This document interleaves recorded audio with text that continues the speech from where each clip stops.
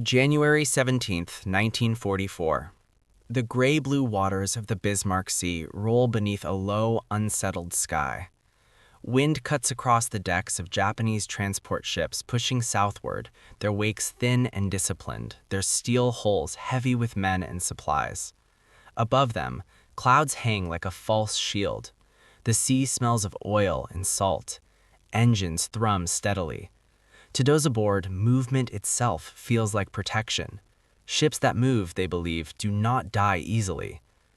This belief did not emerge from superstition alone. It was rooted in doctrine, experience, and geography. For decades, the Imperial Japanese Navy had mastered surface warfare across the Pacific and Asian waters. Naval planners taught that high-altitude bombing against maneuvering ships was unreliable. Bombs fell straight, ships did not. Speed, zigzag patterns, and formation discipline were considered effective defenses. Early war encounters reinforced this confidence. American and Allied bombers had struggled to score decisive hits against moving vessels, especially from altitude. To Japanese soldiers and sailors, the ocean itself was an ally.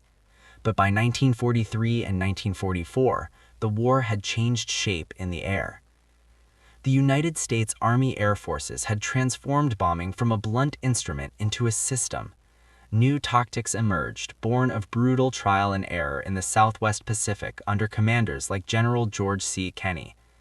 Crews trained not just to bomb cities or static targets, but to hunt ships in motion. Low-level attack profiles replaced high-altitude theory. Skip bombing, where bombs were released to bounce across the water into a ship's hull, turned the sea into a runway of destruction. Forward-firing machine guns stitched decks with fire, suppressing anti-aircraft crews seconds before bomb release.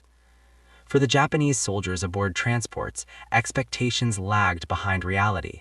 Many were infantrymen bound for island garrisons, New Guinea, the Solomons, the Philippines, already half-starved and isolated. They had been told the greatest danger lay beneath the waves, from submarines. The sky, they believed, was survivable. Aircraft passed overhead often enough without consequence. Bombs missed more than they hit. The ships kept moving. Faith in motion hardened into certainty. Then the sound changed.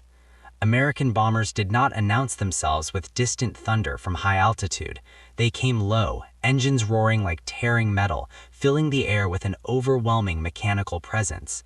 The recurring sound, the deep, synchronized growl of twin-engined B-25 Mitchells, became the symbol of something new. It was not just noise, it was inevitability. That sound meant the attackers were close enough to see faces, close enough to aim. Historical records from the Battle of the Bismarck Sea, March 1943, document the collapse of Japanese assumptions. 8 troop transports and 4 destroyers attempted to reinforce Leh. They maneuvered continuously, zigzagging at speed. It did not matter. Over 2 days, coordinated American and Australian air attacks sank every transport and half the escorting destroyers. More than 3,000 Japanese soldiers died, many in the water, strafed as they swam. Allied air crews recorded hit rates previously thought impossible. Motion was no longer protection.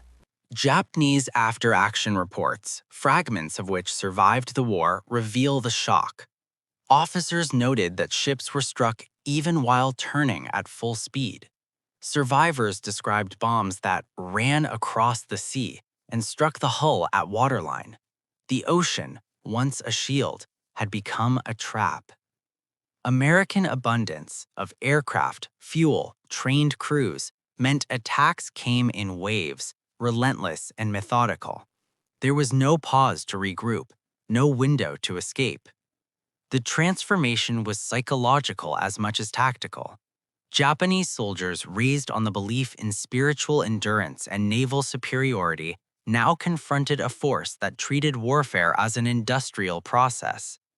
American bombers were turned again and again, repaired overnight, crews rotated, losses replaced. The sound of engines became the recurring symbol of this imbalance.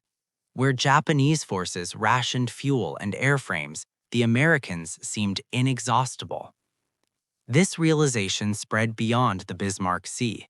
In the Philippine Sea, the East China Sea, and the waters around Okinawa, Japanese ships continued to maneuver, but belief in movement eroded. Diaries recovered after the war speak of waiting for the sound, knowing it would come. One naval officer wrote that the sky itself had changed allegiance. American air power did not seek honorable confrontation, it sought results, ships or targets, not opponents. Factual data reinforces the shift. By 1944, U.S. Air Forces sink the majority of Japanese shipping by aircraft, not submarines. The introduction of radar-directed bombing, coordinated fighter-bomber strikes, and improved bomb fusing made moving ships increasingly vulnerable.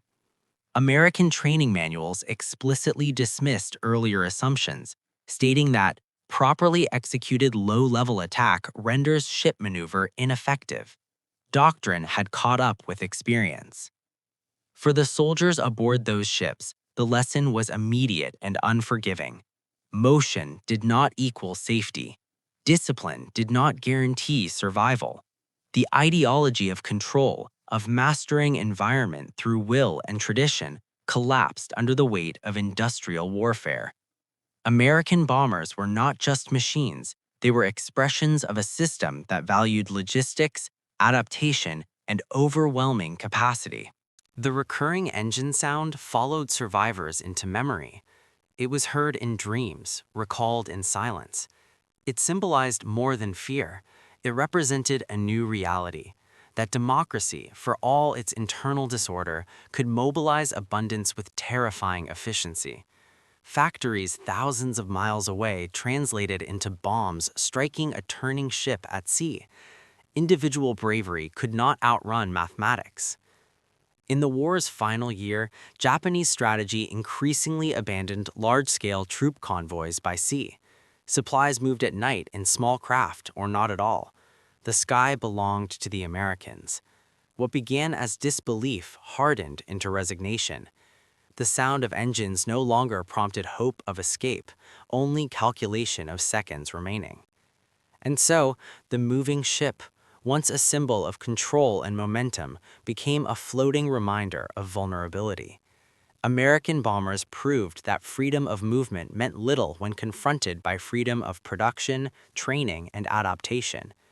The sea, endlessly shifting, could not protect against a force that learned faster than tradition allowed. In the end, this was not just a lesson in tactics, it was a lesson in ideology. The belief that motion alone could defy fate fell apart beneath low-flying wings and synchronized engines. What remained was a quieter truth, that wars are not decided by what feels logical in theory, but by who can transform belief into action again and again without exhaustion. Long after the wreckage settled beneath the waves, the ocean returned to silence, but history remembers the sound. The engines approaching low over water, marking the moment when movement stopped being safety and abundance became destiny.